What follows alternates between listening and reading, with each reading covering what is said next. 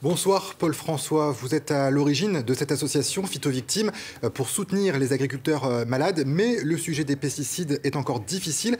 Est-ce que vos collègues vous reprochent toujours de dénoncer un système qui est aujourd'hui encore dominant? Bonsoir. Oui, on me le reproche toujours, mais de moins en moins. Je pense qu'effectivement, si on ne peut pas encore parler de prise de conscience, les agriculteurs commencent à se poser des questions quant à l'utilisation de ces produits. Et de fait, quand on avait créé l'association Phytovictimes, nous étions plusieurs, je n'imaginais pas que 5-6 ans après, nous serions aussi nombreux, 300 dossiers, c'est un minimum par rapport au nombre réel de victimes des pesticides. Alors on va revenir sur votre cas à vous. Un paysan contre Monsanto, ça raconte votre combat après avoir failli mourir en avril 2004 quand vous avez respiré des vapeurs de Lasso, un herbicide, en ouvrant une cuve. Alors ça se lit comme un thriller avec des coups bas, des mensonges, des rebondissements. Et malheureusement, ce n'est pas terminé. Monsanto a fait appel de sa condamnation. Comment est-ce que vous vous préparez à un nouveau procès ? Je m'y prépare difficilement parce qu'effectivement, le 7 juillet dernier, la Cour de cassation nous renvoie devant la Cour d'appel de Lyon pour tout simplement le fait que nous avons fait condamner Monsanto pour un défaut d'information et la Cour de cassation estime que ce serait un produit défectueux. Je ne m'attendais pas forcément à cette décision, je pensais voir le bout du tunnel et malheureusement, voilà, on repart pour 2, 3 ou 4 ans de procédure, voire plus.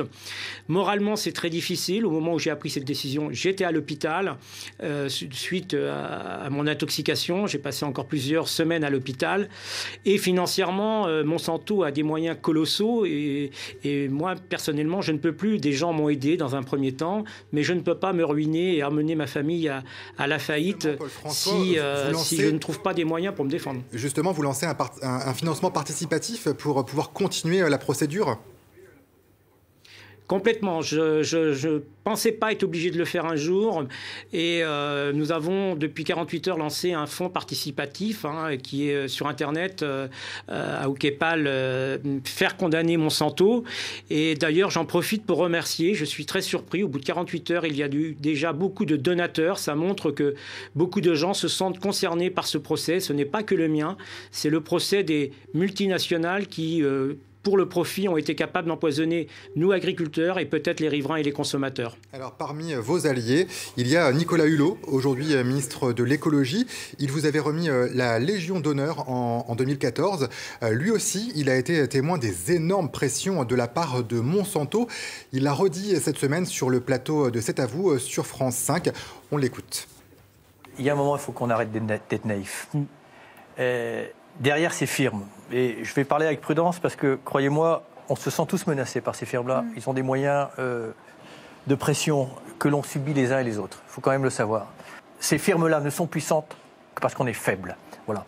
Et donc, il faut à un moment ou à un autre redonner de la dignité au monde paysan, redonner de la sécurité alimentaire et faire en sorte que le lobbying de ces entreprises quelque part, ne court-circuite pas la démocratie. Et d'ailleurs, je me réjouis qu'au niveau européen, maintenant, les lobbyistes de cette firme ne soient plus le bienvenu. Alors, est-ce que son influence à Nicolas Hulot, elle est suffisante pour faire avancer la lutte contre les pesticides ? Non, elle est certainement pas suffisante, mais on en a besoin et elle est déterminante parce que jusqu'ici, je pense qu'on avait de la peine à se faire entendre. Et Nicolas Hulot, les agriculteurs... Pour certains, le considèrent comme un ennemi, mais au contraire, il est là pour nous accompagner à un changement de paradigme agricole qui a été pendant des années basé sur la chimie. Il faut sortir de cette chimie et Nicolas Hulot va nous accompagner. Il ne faut pas le prendre comme j'entends certains en disant c'est un empêcheur d'évoluer. La vraie évolution, ça va être de sortir de cette chimie, de la dépendance de cette chimie. Le glyphosate en fait partie, certes, il faut en sortir aussi, mais au-delà du glyphosate, il y a des produits encore bien plus dangereux qu'on utilise. Donc ce n'est pas que le glyphosate qu'il faut éliminer, mais c'est l'ensemble de notre chimie et basé sur notre agriculture, sur un système agronomique qui ne soit plus basé sur la chimie comme on a vécu pendant ces 30 dernières années. C'est possible, c'est pas utopique, il faut y arriver, mais pour cela, on aura besoin de tout le monde. On aura besoin aussi du consommateur. On parle souvent d'agriculture durable, il faut des consommateurs durables, il faut aussi que le consommateur comprenne que quand il achète, il décide de la production qui va être organisée en amont.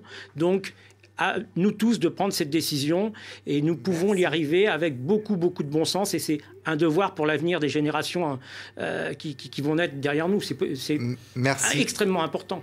Merci beaucoup Paul-François. Je rappelle le titre de votre livre qui sort aujourd'hui, Un paysan contre Monsanto, écrit avec la journaliste Anne-Laure Barré et c'est aux éditions Fayard.